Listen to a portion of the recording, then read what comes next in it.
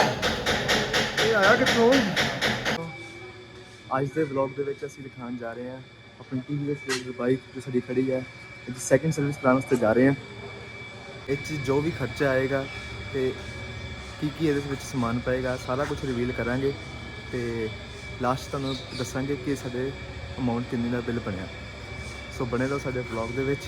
ਜੇ ਤੁਸੀਂ ਪਹਿਲੀ ਵਾਰੀ ਚੈਨਲ ਤੇ ਆਏ ਹੋ ਤਾਂ ਪਲੀਜ਼ ਇਹਨੂੰ ਸਬਸਕ੍ਰਾਈਬ ਕਰ ਲਿਓ ਜੀ।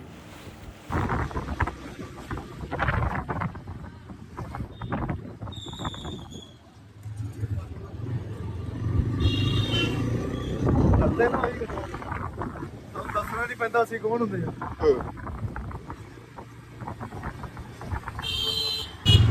ਫਾਈਨਲੀ ਸਰਵਿਸ ਸੈਂਟਰ ਪਹੁੰਚ ਗਏ ਹਾਂ ਜੀ। ਰਸ਼ ਬਹੁਤ ਹੈ ਜੀ, ਪਤਾ ਨਹੀਂ ਹੁਣ ਕਿੰਨਵਾਂ ਨੰਬਰ ਆਉਂਦਾ, ਦੇਖਦੇ ਹਾਂ। ਜੋਬਰ ਬਣ ਚੁੱਕੇ ਹਾਂ।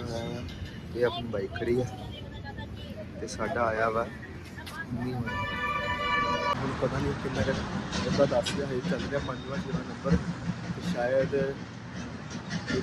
ਘੰਟਾ ਕੁ ਲੱਗੂਗਾ ਇੱਥੇ ਸਾਡਾ ਨੰਬਰ ਆਉਣ ਦੇ ਵਿੱਚ। ਉਸ ਤੋਂ ਬਾਅਦ ਦੱਸਦੇ ਕੀ ਬਣਿਆ ਕੀ ਸਰਵਿਸ ਹੋ ਰਹੀ ਹੈ ਸਰਵਿਸ ਦੇ ਵਿੱਚ।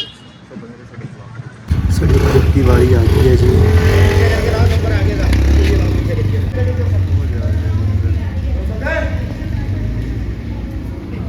ਹੁਣ ਬਾਈਕ ਦੀ ਵਾਸ਼ਿੰਗ ਹੋ ਰਹੀ ਹੈ। ਉਹ ਖੜੀ ਆਪਣੀ ਬਾਈਕ। ਸੋ ਆਪਣੀ ਬਾਈਕ ਵਾਸ਼ ਹੋ ਕੇ ਆ ਗਈ ਹੈ। ਇਸ ਤੋਂ ਬਾਅਦ ਹੁਣ ਇਹਦੀ ਵਾਰੀ ਆਊਗੀ ਸਰਵਿਸ ਹੋਣ ਦੀ। ਵਾਸ਼ ਤਾਂ ਵਧੀਆ ਹੈ। ਗਏ ਬਾਈਕ ਸਟੈਂਡ ਤੇ।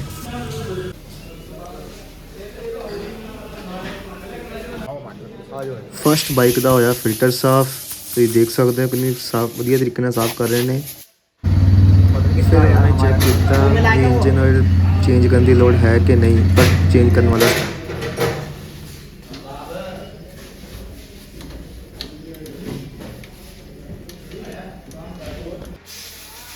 ਫਿਰ ਉਹਨਾਂ ਨੇ ਚੱਕਾ ਖੋਲ੍ਹ ਕੇ ਚੰਗੀ ਤਰ੍ਹਾਂ ਬ੍ਰੇਕ ਸ਼ੂ ਸਾਫ਼ ਕੀਤੇ ਤੇ ਇਹਦੇ ਵਿੱਚੋਂ ਡੋਰਾਂ ਕੱਢੀਆਂ ਜਿੰਨੀਆਂ ਫਸੀਆਂ ਹੋਈਆਂ ਸੀਗੀਆਂ, ਕਿਉਂਕਿ ਪਤੰਗਾਂ ਤੁਹਾਨੂੰ ਪਤਾ ਹੀ ਹੈ ਫਿਰ ਕਿੰਨੀਆਂ ਵੱਧਦੀਆਂ ਤੇ ਫਿਰ ਡੋਰਾਂ ਫਸਦੀਆਂ। ਇਹ ਚੰਗੀ ਤਰੀਕੇ ਨਾਲ ਬ੍ਰੇਕ ਸ਼ੂ ਦਾ ਅੰਦਰਲਾ ਕੈਬ ਵੀ ਸਾਫ਼ ਕਰਨਾ। ਪਰ ਇਹ ਕੀ ਚੂਹਾ ਨਿਕਲ ਗਿਆ ਅੰਦਰ ਉਹਦੀ। ਓਹੋ, ਪਰ ਸ਼ੁਕਰ ਹੈ ਕੋਈ ਤਾਰਾਂ ਤੂਰਾਂ ਨਹੀਂ ਵੱਡੀਆਂ, ਪਰ ਫਿਰ ਵੀ ਚੈੱਕ ਕਰ ਲੈਂਦੇ ਹਾਂ। ਦਿੱਕਤ ਇਹਦੇ ਕਰਕੇ ਸ਼ਾਇਦ ਆ ਰਹੀ ਸੀ ਕਿ ਉਹ ਕਹਿੰਦੇ ਟਾਪਾ ਖੋਲ੍ਹ ਕੇ ਚੈੱਕ ਕਰਦੇ ਹਾਂ ਵੀ ਕੀ ਸੀਨ ਆਉਂਦਾ।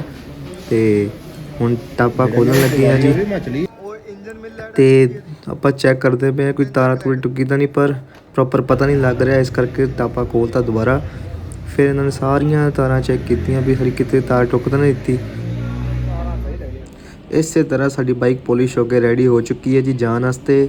ਕਰਦੇ ਇਹਨੂੰ ਸਟਾਰਟ ਤੇ ਚੱਲਦੇ ਹਾਂ। ਬਾਕੀ ਤੁਹਾਨੂੰ ਮੈਂ ਖਰਚੇ ਦੀ ਗੱਲ ਦੱਸੀ ਸੀਗੀ ਵੀ ਖਰਚਾ ਕਿੰਨਾ ਆਇਆ ਤੇ ਮੈਂ ਅੱਗੇ ਬਿੱਲ ਲਗਾ ਦਿੱਤਾ ਹੈ ਜੀ, ਚੈੱਕ ਕਰ ਲਓ। ਟੋਟਲ ਸਾਡਾ ਖਰਚਾ ਆਇਆ ਜੀ 776 ਰੁਪਏ ਦਾ।